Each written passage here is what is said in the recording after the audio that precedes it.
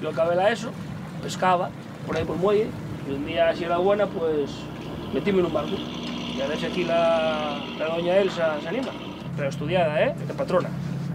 Porque yo, por ejemplo, cuando decía que iba a ir a la mar, todo el mundo, es que es durísima. Y yo, sí, claro que es dura, pero a ver, yo tampoco veo a alemanes de 3 metros ir a la mar. Ni echan rayos láser, son paisanos normales. Entonces, ¿por qué no vas a poder? No creo que haya trabajos para hombres ni trabajos para mujeres. Hay que ponerle ganas y actitud y ya está. De hecho, la cuaja mía, en la escuela, tienen que enseñar yo lo que yo un poco la tierra y la mar. Cuidado. A mí la mar es otro mundo. No sé, a mí y en mi vida. Mi padre ya era marinero y luego pues yo lo mamé con él.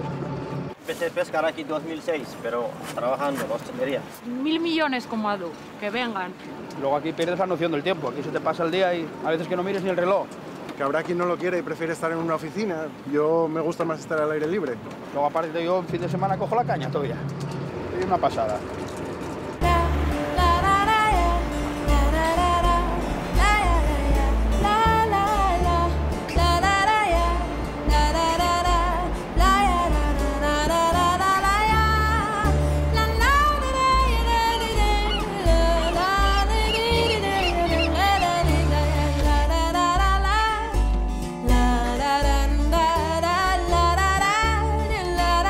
Vas a ayudarme, ¿eh? ¿Ya sabes tú?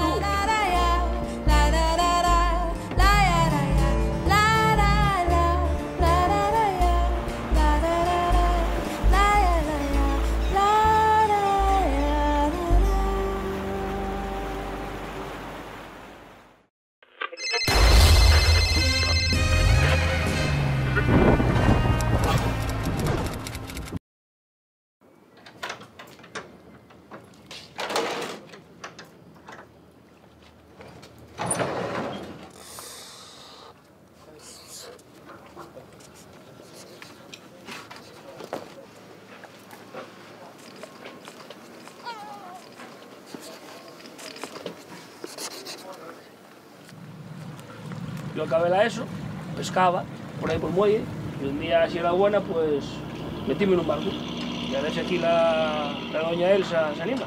Pero estudiada, ¿eh? De patrona.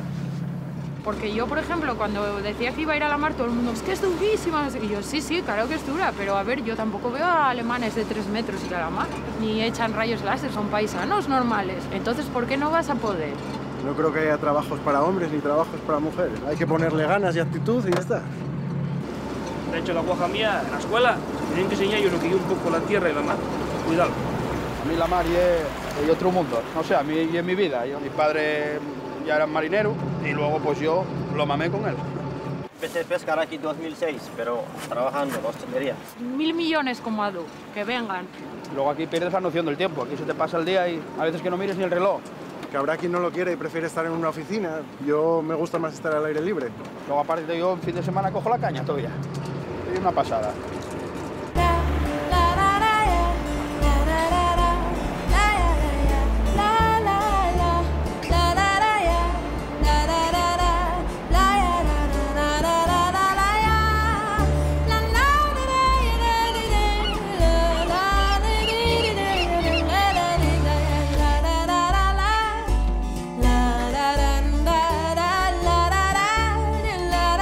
Vas a ayudarme, ¿eh? ¿Ya sabes tú?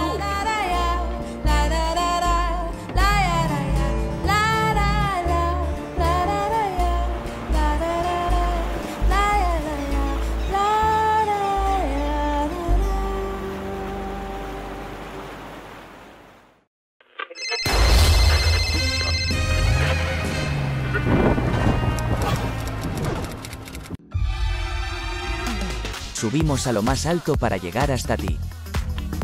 Oxon 3 Comunicación Natural. Colaborador oficial de la Semana Negra de Gijón.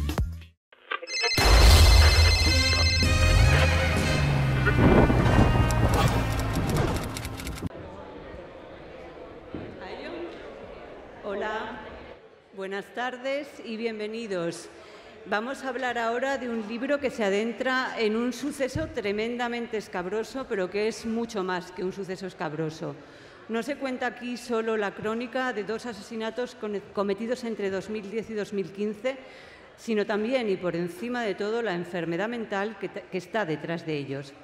Es en realidad la historia de un verdugo que también es víctima y de dos mujeres víctimas de esa otra víctima. Cruz Morcillo, una veterana de la información de sucesos en este país, tanto en prensa escrita como radio y televisión, que sabe lo que es salir de la velocidad y la premura del día a día en la redacción para elaborar relatos más amplios y reflexivos, mucho más trabajados y profundos, nos introduce en la hermandad del mal, en la mente enferma de Bruno Hernández, apodado el descuartizador de Majadahonda, y lo hace desde todos los ángulos posibles.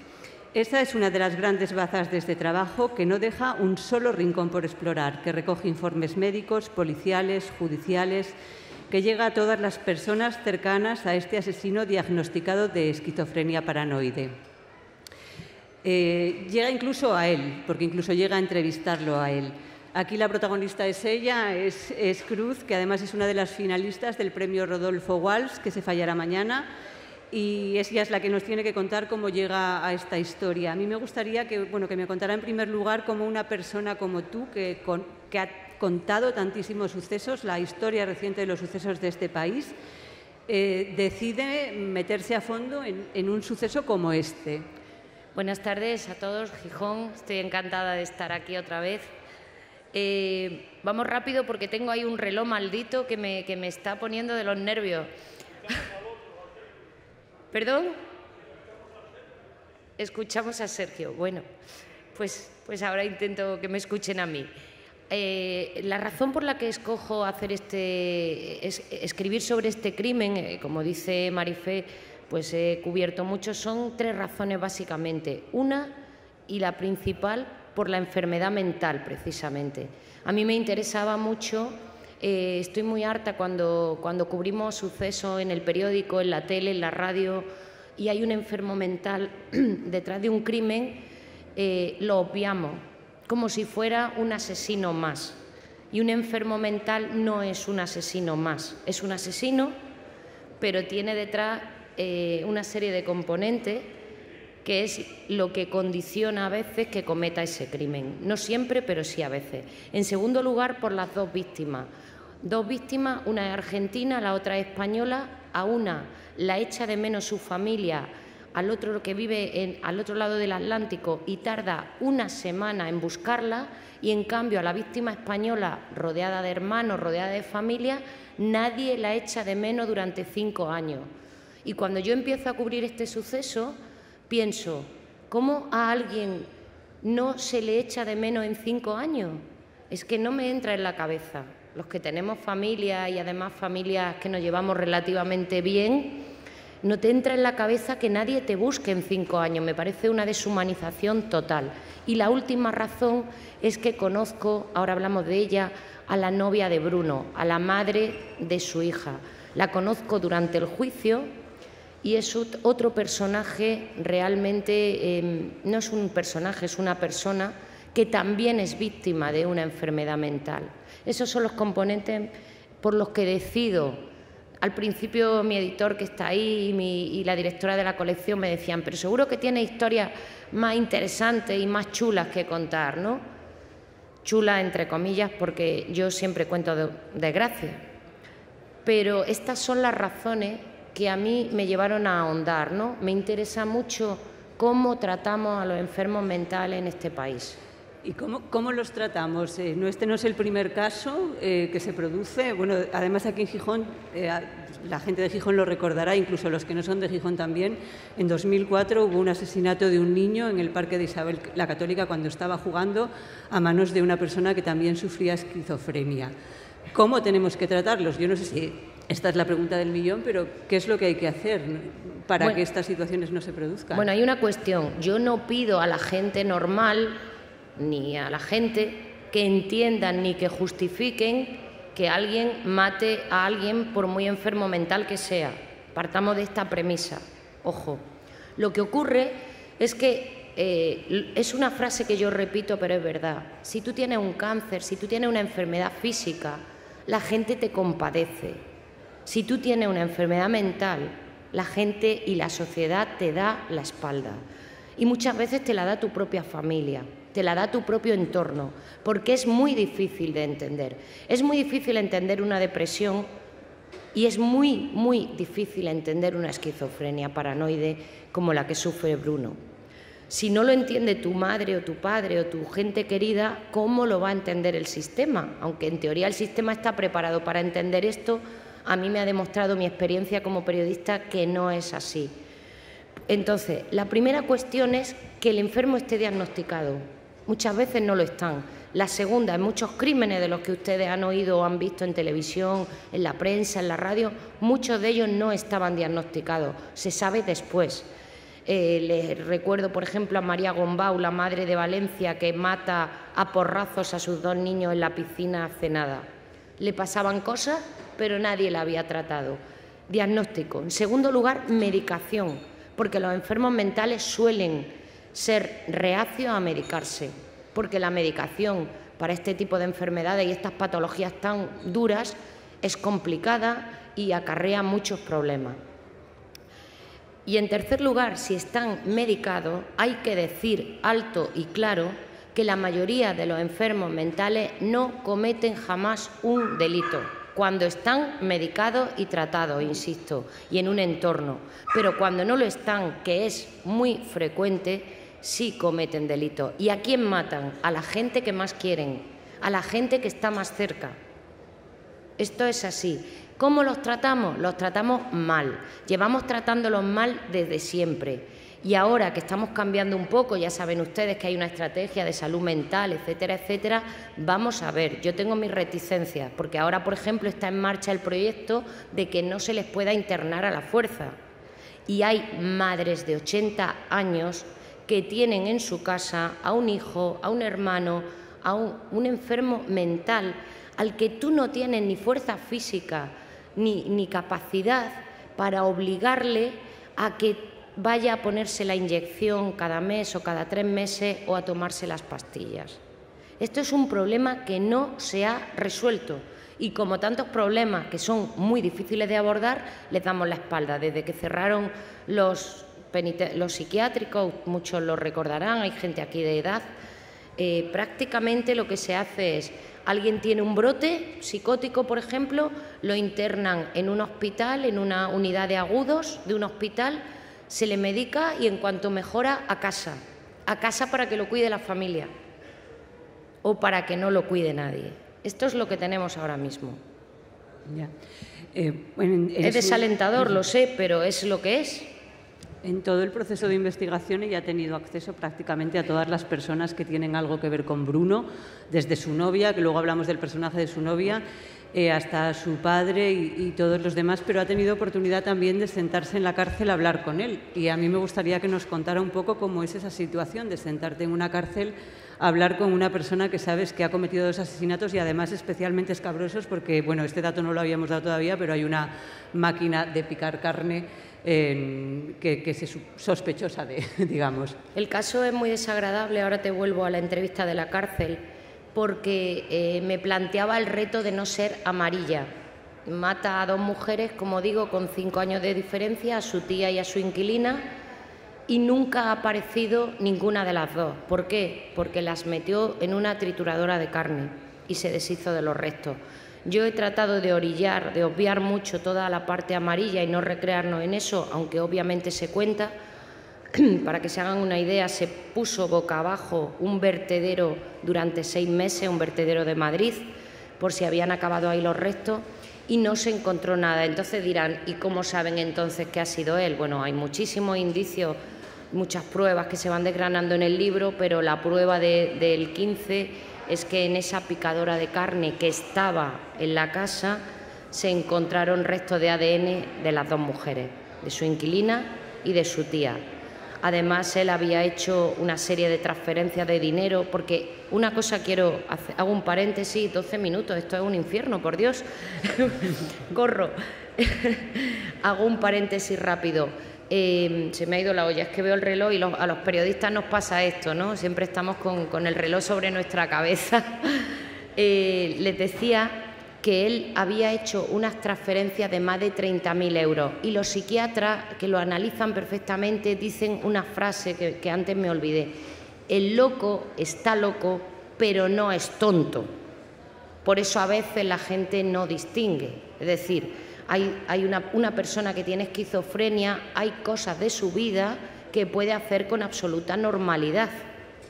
O una persona que sufre brotes psicóticos. Y cuando tiene, ahora hablamos de eso si nos da tiempo, Marifé, cuando entra en un periodo de crisis porque no está medicado o porque algo lo desencadena, es cuando se convierte en otra persona a la que ni siquiera su entorno conoce. Entonces imagínense, yo voy a la cárcel como periodista, mi editor que está ahí sabe que me costó 6 meses a pico y pala, no pude entrar con mi credencial de periodista, tuve que entrar como una visita más y yo me siento delante de un tipo que sabe, ahora se van a cumplir 2 años justo y me siento, perdón, no, 1 año, el Día del Carmen del año pasado, 1 año.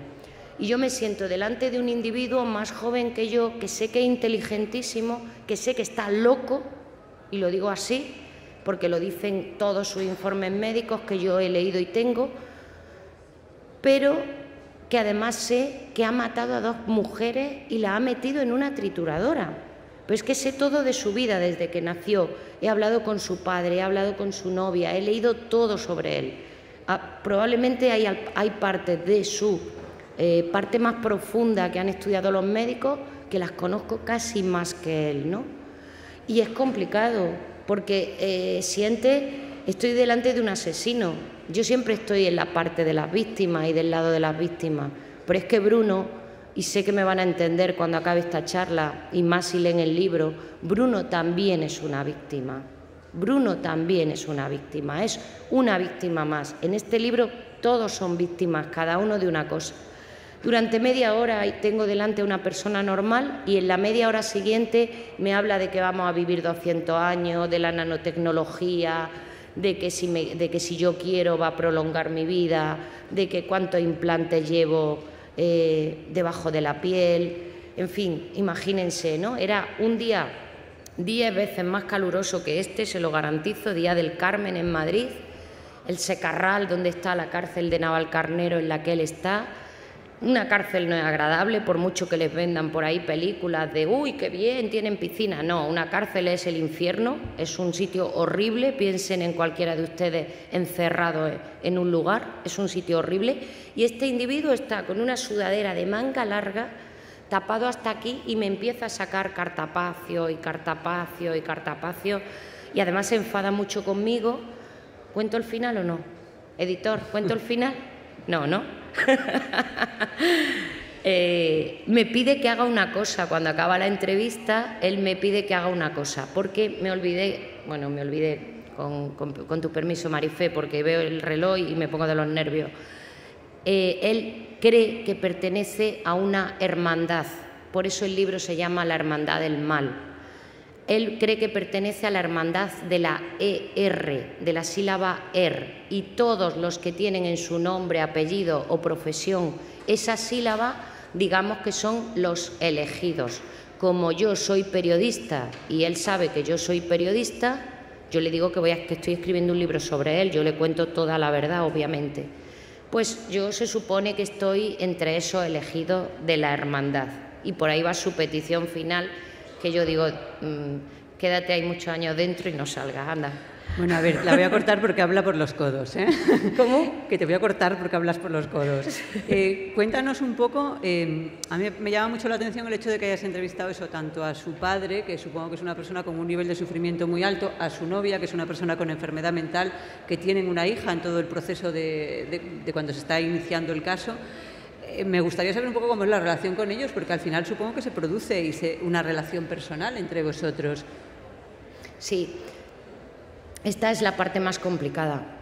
La parte más complicada para un periodista que se dedica a hacer lo que yo hago, lo haga en el diario o lo haga en un libro mucho más, es el tratar con las víctimas, ¿no? Porque al final acaba formando de alguna manera parte de su vida. Ellos saben, o ellas saben, las víctimas, que les pasa a los abogados también cuando llevan un caso complicado, y les pasa a algunas profesiones, ¿no? Ellos saben que tú eres una de las personas que más sabe de lo suyo y que por tanto les entiendes.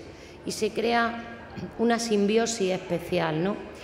Angélica, que es el único nombre que no es real en el libro, junto con el de sus 2 hijas, para proteger a su hija precisamente, porque fíjense ustedes, y hago otro paréntesis, Bruno mata a Adriana, a su inquilina argentina, el 30 de marzo, 30-31, está ahí, de 2015. El día 6 de abril deja embarazada a su novia de la niña que tienen ahora.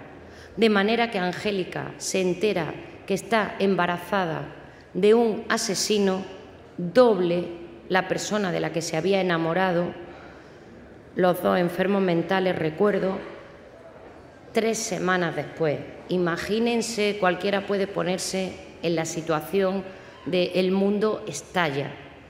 ¿Cómo me va a pasar esto a mí, no? Entonces yo establezco una relación personal muy intensa, muy intensa con Angélica. Cuando estábamos entrando, yo llevo fotos de Angélica y de su hija en mi móvil. Sé cada cosa que hace esa niña. Tengo sus fotos de cuando se gradúa, cuando empezó el colegio, cuando va a la guardería, cuando va a todo. Es complicado.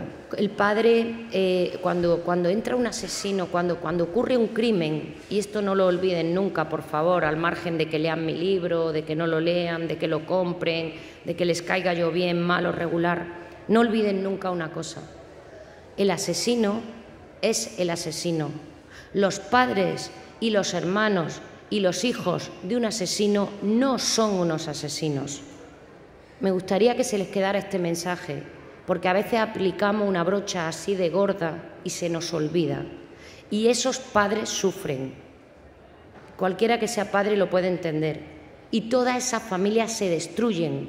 Cuando esto ocurre en una familia, aunque no sea tan gravísimo como es este caso, esas familias se dinamitan. Les cuento una pequeña anécdota. El padre de Bruno, que se había dedicado toda la vida a trabajar en la hostelería, que tenía su pisito en Móstoles en el que vivía con Bruno y con otra hija de otra relación, porque esta otra, a Bruno lo robaron cuando era un niño, el padre se lo llevó a Estados Unidos porque pensaba que la madre lo cuidaba mal. Es que parece un culebrón, pero les aseguro que todo es real.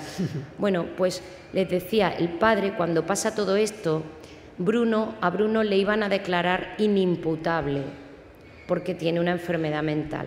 El jurado le declara culpable y que sabía lo que hacía y le condenan a 27 años de prisión. Y el abogado le promete: tu hijo va a ir a Foncalén, que es uno de los 2 psiquiátricos penitenciarios que tenemos en España, donde tienen que estar los enfermos mentales por muy asesinos que sean. Pero él nunca ha ido ahí, está en la cárcel de Navalcarnero. El padre cree eso y vende todo lo que tiene y se compra en un pueblecito perdido cerca de la cárcel de Foncalén en Alicante, se compra una casita esperando el día que su hijo vaya al psiquiátrico penitenciario de Foncalén. De eso han pasado 7 años, no ha ido a Foncalén y nunca va a ir a Foncalén. Oye, ¿cuál es la relación actual con esa niña, con su novia, con su padre? ¿Siguen, o incluso contigo? No sé si has tenido oportunidad de volver a hablar con él, de volver a verle. Bruno me pidió que fuera a verlo más veces. Bruno me pidió que siguiéramos manteniendo relación.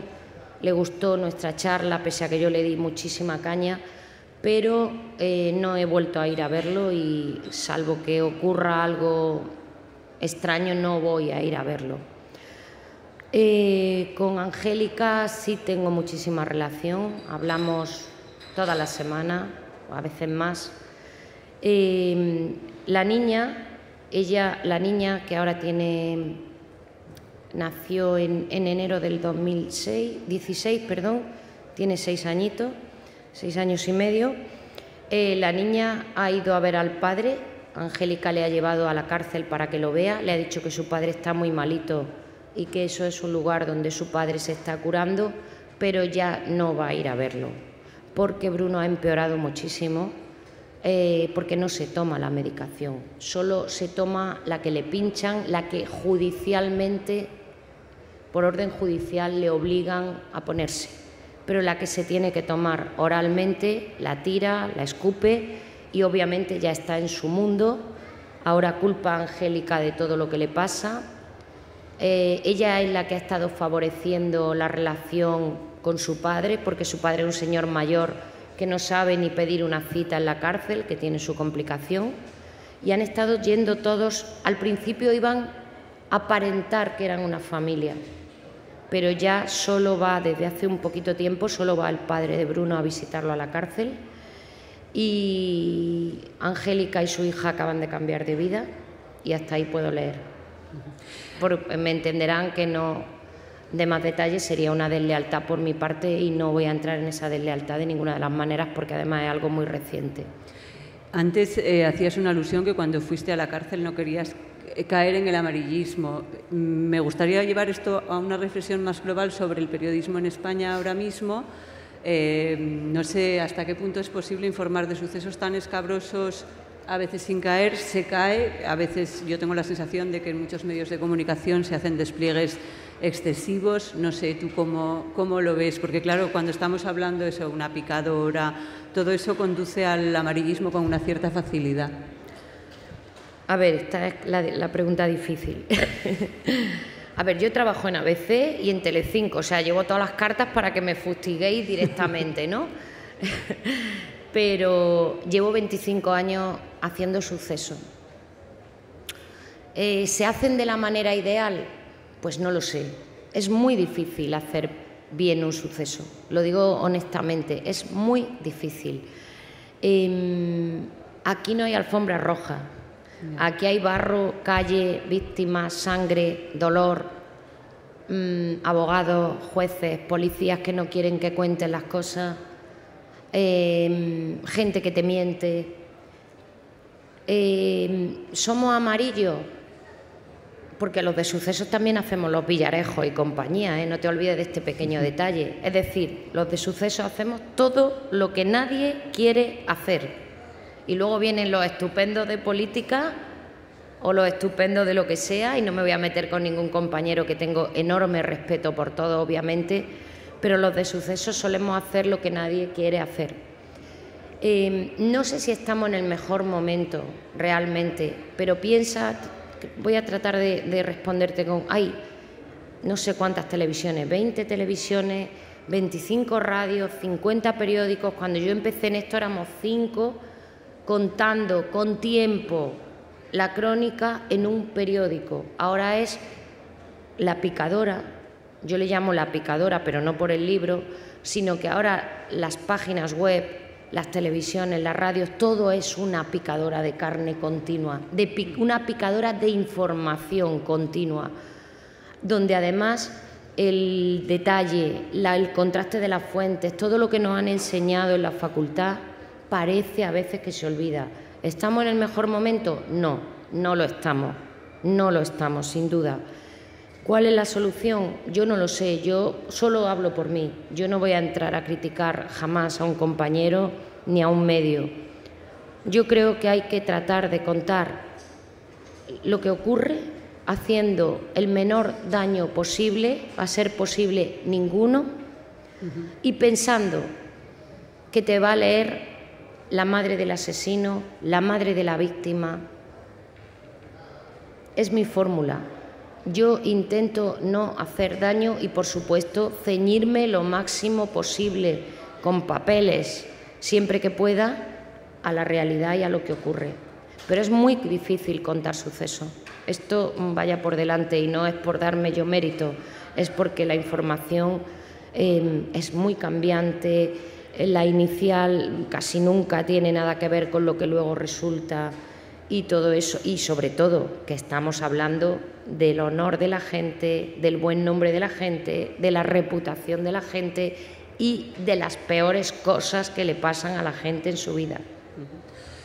Pues aquí lo vamos a dejar antes de que nos echen. Muchísimas gracias y quédense, que quedan muchas cosas por contar.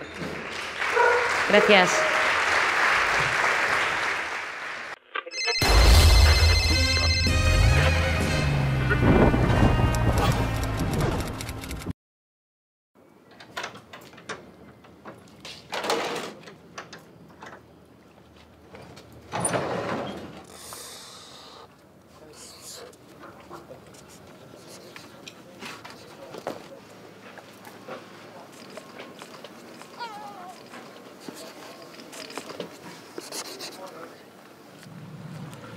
Yo acabé la ESO, pescaba por ahí por el muelle, y un día, si era buena, pues metíme en un barco. Y a ver si aquí la doña Elsa se anima. Pero estudiada, ¿eh? De patrona. Porque yo, por ejemplo, cuando decía que iba a ir a la mar, todo el mundo, es que es durísima. Y yo, sí, sí, claro que es dura, pero a ver, yo tampoco veo a alemanes de 3 metros ir a la mar. Ni echan rayos láser, son paisanos normales. Entonces, ¿por qué no vas a poder? No creo que haya trabajos para hombres ni trabajos para mujeres. Hay que ponerle ganas y actitud y ya está. De hecho, la guaja mía, en la escuela, me tienen que enseñar yo lo que yo un poco la tierra y la mar. Cuidado. A mí la mar es otro mundo. No sé, a mí y en mi vida. Mi padre ya era marinero y luego pues yo lo mamé con él. Empecé a pescar aquí en 2006, pero trabajando en hostelería. 1000 millones como Adu, que vengan. Luego aquí pierdes la noción del tiempo. Aquí se te pasa el día y a veces que no mires ni el reloj. Que habrá quien no lo quiere y prefiere estar en una oficina. Yo me gusta más estar al aire libre. Luego aparte yo en fin de semana cojo la caña todavía. Es una pasada.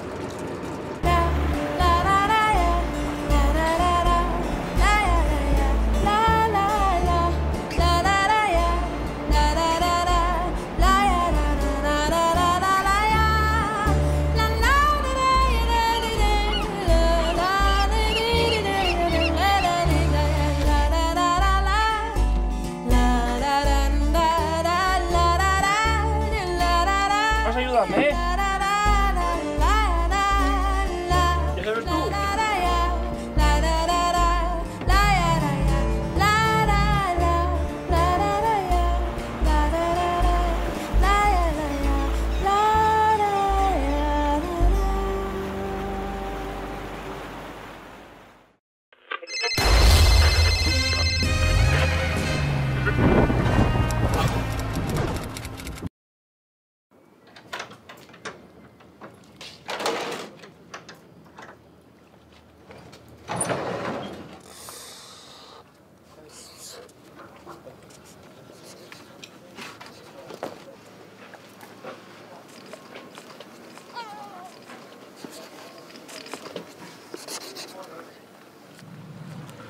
Yo acabé la ESO, pescaba por ahí por el muelle, y un día, si era buena, pues metíme en un barco. Y a ver si aquí la doña Elsa se anima.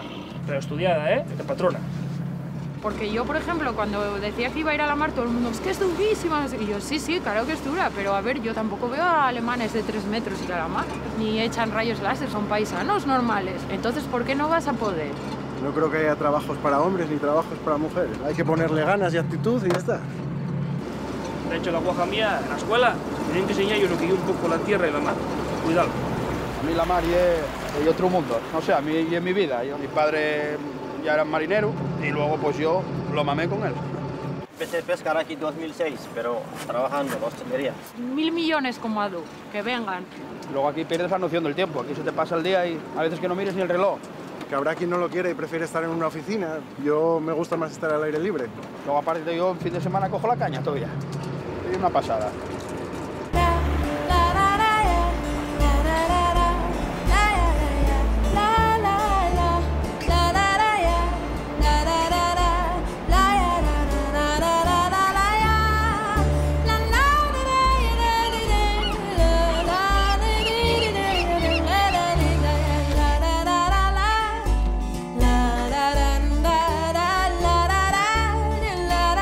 ¿Vas a ayudarme, eh? ¿Ya sabes tú?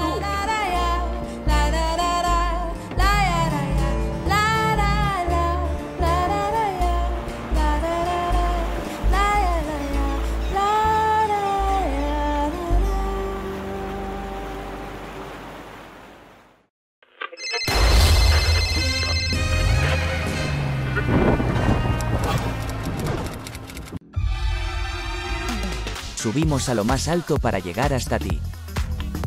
Poxon 3 Comunicación Natural. Colaborador oficial de la Semana Negra de Gijón.